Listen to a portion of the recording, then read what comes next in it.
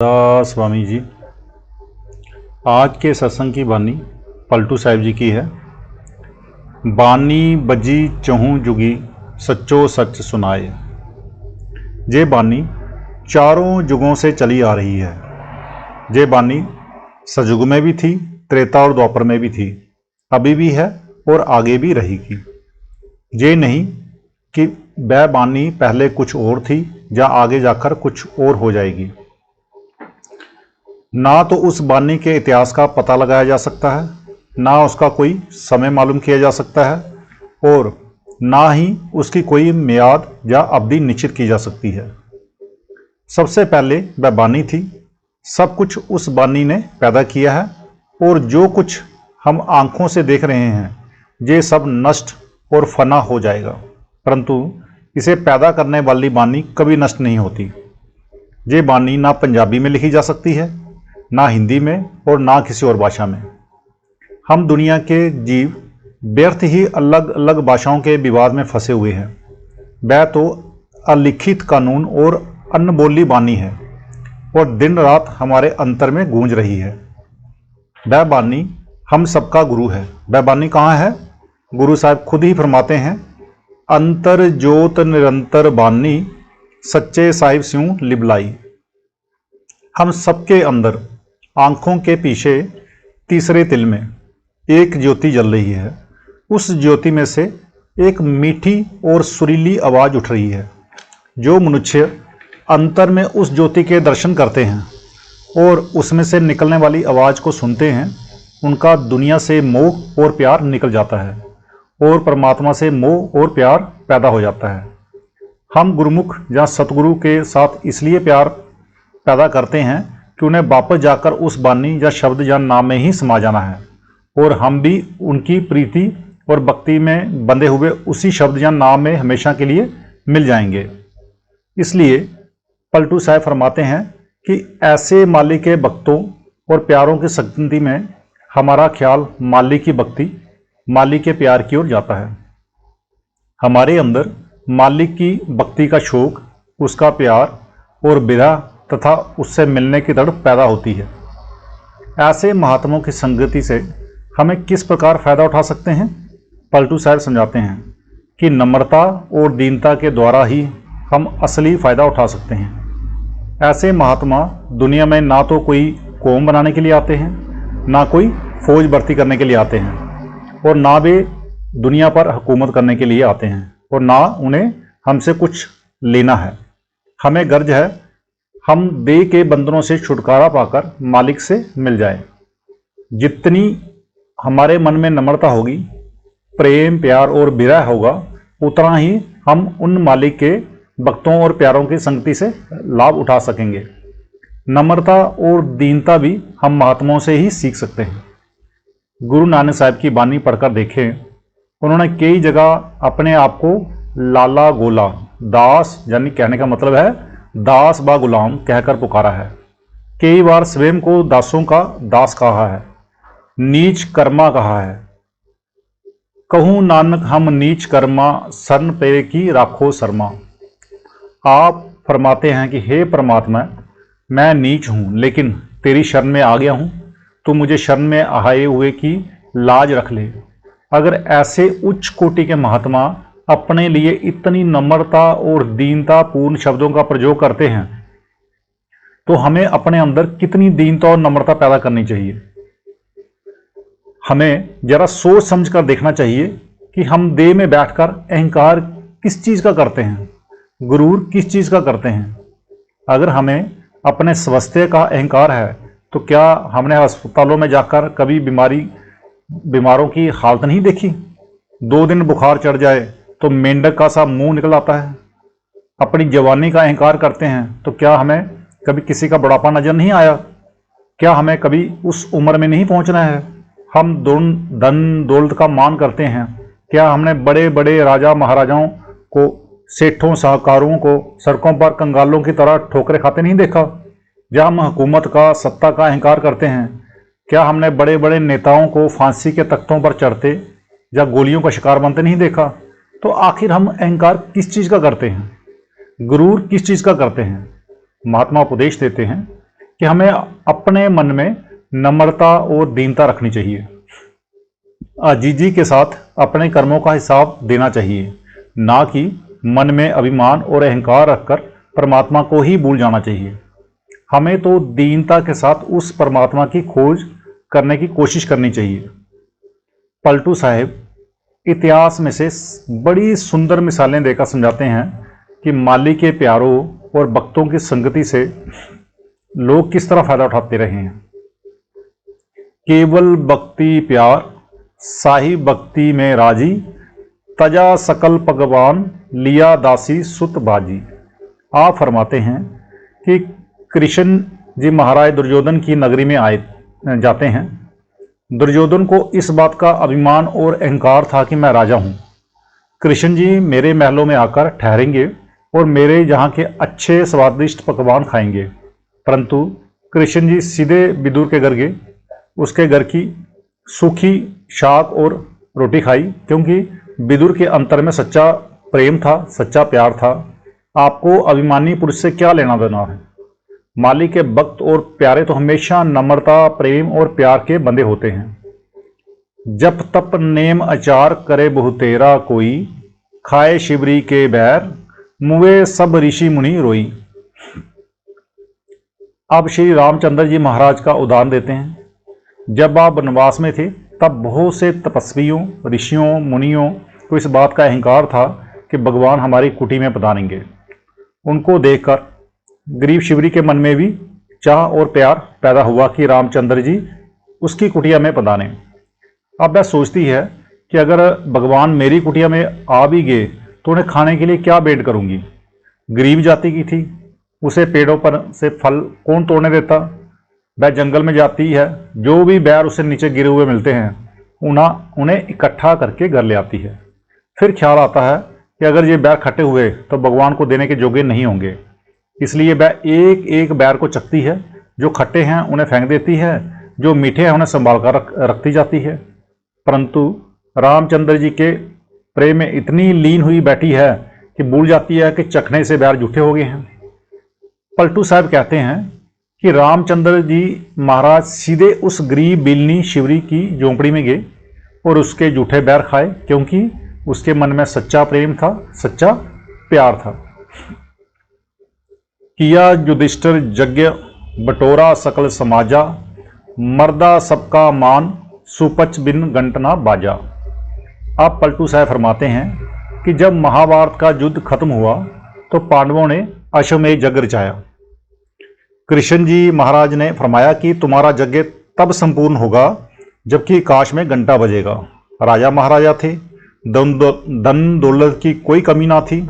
सब साधु महात्मा को बुलाकर खाना खिलाया, परंतु फिर भी आकाश में घंटा ना बजा। तब पांडवों ने कृष्ण जी से विनती की कि गुरुदेव आप भोजन करके देखें, शायद आपके भोजन करने से ही हमारा यज्ञ पूर्ण हो सके। कृष्ण जी महाराज ने भी भोजन किया, लेकिन आकाश में घंटा फिर भी ना बजा। सब बहुत निराश हुए। फिर हाथ जोड़कर अर्ज की कि भगवान आप अंतर्ध्यान होकर देखें कि वह कौन सा ऐसा गुरुमुख है, कौन सा मालिक का भक्त और प्यारा है जिसके भोजन करने से ही हमारा यज्ञ संपूर्ण हो सकता है। कृष्ण जी ने फरमाया कि जहाँ से थोड़ी दूर सुपच नाम का एक मालिक का भक्त और प्यारा है। वह नीची जाति का है, परंतु परमात्मा की भक्ति में लीन बैठा है। जब तक वह तुम्हारे घर आकर भोजन ना कर ले तुम्हारा यज्ञ संपूर्ण नहीं हो सकता। अभी तक मन में राजा होने का अहंकार था। उन्होंने अहलकारों के हाथ संदेश भेज दिया और सोचा कि जब महात्मा को पता चलेगा कि जहाँ सब साधुओं को मुफ्त खाना दिया जा रहा है तो आप ही आकर खा लेंगे, क्योंकि गुड़ पर मक्खियाँ तो आप ही गिराती हैं। परंतु महात्मा को क्या आना था। तब पांचों भाइयों ने जाकर महात्मा से भोजन के लिए पधारने की विनती की। महात्मा सुपच को पता था कि इनका हृदय शुद्ध नहीं है, निर्मल और साफ नहीं है। अतः उन्होंने शर्त रख दी कि जब तक आप मुझे 100 अश्वमेध यज्ञ का फल नहीं देते मैं आपके घर आकर भोजन नहीं कर सकता। निराश होकर वापस घर आ गए कि हमारा तो एक अश्वमेध यज्ञ पूर्ण नहीं हो रहा है, हम महात्मा को 100 अश्वमेध यज्ञ का फल कैसे दे सकते हैं। उनको निराश देखकर द्रौपदी ने सुबह उठकर स्नान करके अपने हाथों से खाना बनाया और नंगे पैर चलकर महात्मा की कुटिया में हाजिर हुई। द्रौपदी ने हाथ जोड़कर बड़ी नम्रता पूर्वक विनती की कि भगवान आप हमारे घर पधार कर भोजन करें। महात्मा ने द्रौपदी के सामने वही शर्त रखी। इस पर द्रौपदी ने फिर नम्रता पूर्वक प्रार्थना की कि गुरुदेव, मैंने आपके जैसे माली के भक्तों और प्यारों की संगति में सुना है कि अगर पूर्ण महात्मा के दर्शन के लिए जाएं तो कदम कदम पर अश्वमेध यज्ञ का फल मिलता है। आप उसमें 100 कदम का फल ले लें। ये सुन महात्मा ने तनिक भी आपत्ति नहीं की। उन्हें पता था कि द्रौपदी का हृदय साफ है, उठकर उसके साथ चले आए। सो पलटू साहब के समझाने का केवल यही भाव है कि माली के भक्तों और प्यारों से हम सिर्फ नम्रता, प्यार और प्रेम के द्वारा ही लाभ उठा सकते हैं। पलटू ऊंची जात का जिन कोई करे अहंकार, साहिब के दरबार में केवल भक्ति प्यार। सब कुछ समझाकर अब पलटू साहिब बहुत ही सुंदर उपदेश देते हैं कि परमात्मा के घर पहुंचने के लिए सिर्फ भक्ति और प्यार की जरूरत होती है। शायद किसी के मन में ख्याल हो कि जाति के बदलने से हम परमात्मा से मिलने के अधिकारी बन सकेंगे, हिंदू से सिख बनकर परमात्मा से मिल सकेंगे, या सिख से ईसाई बनकर ही परमात्मा को पा सकेंगे। पलटू साहब फरमाते हैं, इस परमात्मा के दांव पहुंचने के लिए जात पात की कोई जरूरत नहीं, कोई महत्व नहीं, केवल भक्ति, प्रेम और प्यार की जरूरत है। कबीर साहब का भी यही उपदेश है, जात पात पूछे ना कोई, हरि को बजे सो हरि का होए। अर्थात परमात्मा के घर पहुंचने के लिए जात पात का कोई महत्व नहीं है। जो परमात्मा की भक्ति करता है वह परमात्मा का रूप बन जाता है। गुरु नानक साहब फरमाते हैं, जिथे लेखा मंगीए तिथे देह जात ना जाए। जिस जगह हमारे कर्मों का हिसाब किताब किया जाता है वहां ना तो हमारा ये शरीर पहुंचता है और ना हमारी जाति। ये जितनी भी जातियां हैं इनका संबंध या ताल्लुक इस शरीर के साथ है। इस शरीर को या तो अग्नि के स्पुर्द हो जाना है या मिट्टी के नीचे दबकर यहीं छूट जाना है। हमारी सबकी जात पात यहीं पड़ी रह जाती है। ना उस परमात्मा की वो जाति है और ना ही हमारी आत्मा की वो जाति है। आप देखें, कभी किसी ने आज तक ये नहीं कहा कि वह परमात्मा हिंदू है या सिख है या ईसाई है या मुसलमान है। मुसलमान फकीर भी उसे रब्बुल आलमीन कहकर पुकारते हैं, अर्थात वह रब या परमात्मा जो सारे आलम यानी कि संसार का एक ही है। हर एक महात्मा यही समझाते हैं कि परमात्मा एक है, वह ना हिंदू है, ना सिख है, ना ईसाई। हमेशा से वह एक ही परमात्मा चला आ रहा है। उसकी कोई कौम नहीं है, उसका कोई मजहब नहीं है, कोई मुल्क नहीं है। गुरु साहब कहते हैं, वर्ण जात चिन्ह नहीं कोई। उस परमात्मा की कोई शक्ल नहीं है, कोई रंग नहीं है, कोई रूप नहीं है, ना ही उसकी कोई जाति है। गुरु नानक साहब फरमाते हैं, वर्ण जात चिन्ह नहीं कोई। गुरु नानक साहब फरमाते हैं, आत्म मही राम, राम मही आत्म। अर्थात आत्मा के अंदर परमात्मा है और परमात्मा के अंदर हमारी आत्मा है। अगर समुद्र की कोई जात पात नहीं है तो एक बूंद की क्या जात पात हो सकती है। अगर सूरज की कोई जाति नहीं है तो किरण की क्या जाति हो सकती है। हम सब दुनिया के जीव व्यर्थ ही इन जात पात कौमों मजहबों के झगड़ों में फंसे हुए हैं। हम अपने अंदर भक्ति भाव पैदा नहीं करते, उस मालिक से मिलने का इश्क पैदा नहीं करते, प्रेम और प्यार पैदा नहीं करते। हम सबको अपनी जात पात यहीं छोड़कर चले जाना है। ना आज तक ये जातियाँ किसी के साथ गई हैं और ना कभी जा सकती हैं। वहाँ पर कोई ये सवाल नहीं पूछेगा कि आप हिंदू थे या सिख या ईसाई, या आप हिंदुस्तान से आए हैं या अमेरिका से या अफ्रीका से।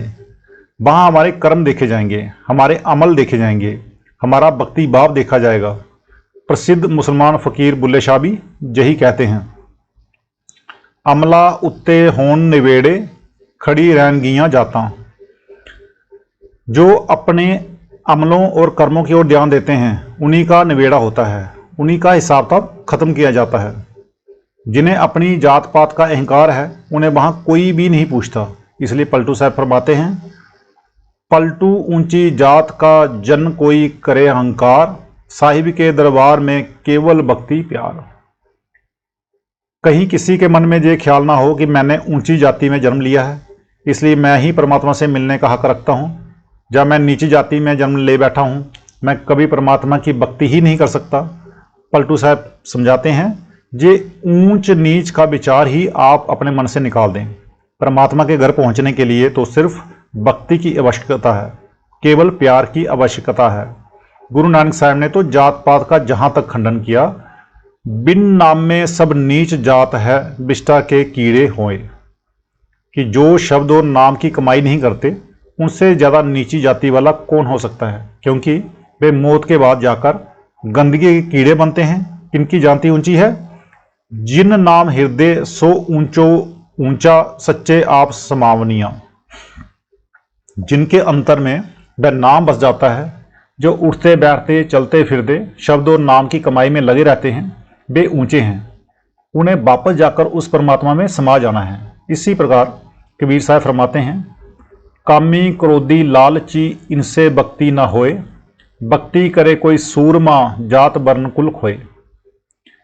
वही लोग सूरमा या बहादुर हैं जो जात पात के भेद भाव से अपने ख्याल को निकालकर परमात्मा की भक्ति करते हैं, और जिनके अंतर में परमात्मा से मिलने का सच्चा इश्क और सच्चा प्यार पैदा हो गया है। आप देखें, परमात्मा एक है, उसी ने हम सबको पैदा किया है।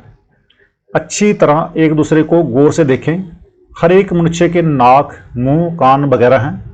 मौसम की गर्मी सर्दी के कारण हमारे रंग रूप में जरूर कुछ परिवर्तन हो जाता है। वह परमात्मा खुद भी हर एक मनुष्य के शरीर में बैठा हुआ है, और हर एक को अपने अंदर ही परमात्मा की खोज करनी है।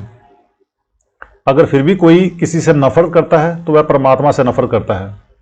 अगर फिर किसी एक कौम या मजहब के लोग दूसरी कौम और मजहब के लोगों से घृणा करते हैं, तो इसका अर्थ यही हुआ, अभी तक उस कौम और मजहब में मालिक से मिलने का शौक और प्यार पैदा ही नहीं हुआ।